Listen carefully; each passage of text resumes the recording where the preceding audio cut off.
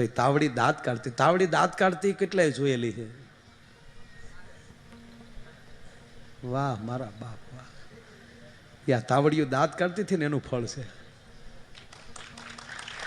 તાવડી દાંત કાઢતી ત્યારે એ માં હરખાતી થી રોટલા કરતી અને આપણે એમ કહેતી જોતો બટા કોઈક મહેમાન આવતું છે, આજ આપણી તાવડી દાંત કાઢે છે.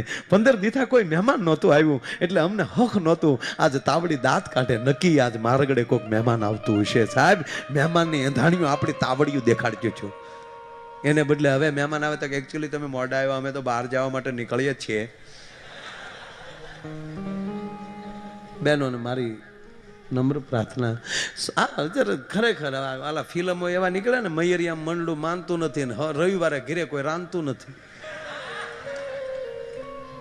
રવિવારે તો બહાર જ જમવા વયા જાય.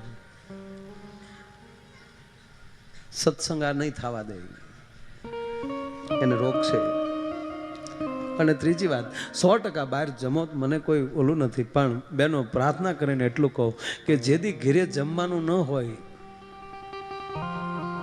ઘરે રાંધવાનું ન હોય, ત્યારે કૃપા કરી કમસે કમ એક રોટલી તો રાંધતા જજો.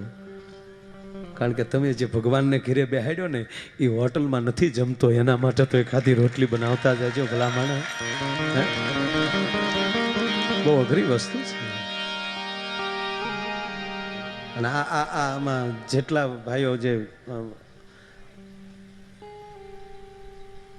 પંજાબી કે જે કાંઈ હોટલોમાં જમો છો, ઘણી વાર જમે જ છે ને એમાં, અહીંયા હે ભાઈ એક આમ અહીંયા હાથ રાખીને કહો કે ત્યાં જે તમે તાંદોલી રોટી ખાવ છો અને જે તણાઈ ગયેલી આવે એવી ઘીરે જો તમારી પત્નીએ બનાવી હોય તો આમાં કેટલા સ્વીકાર એવા છે.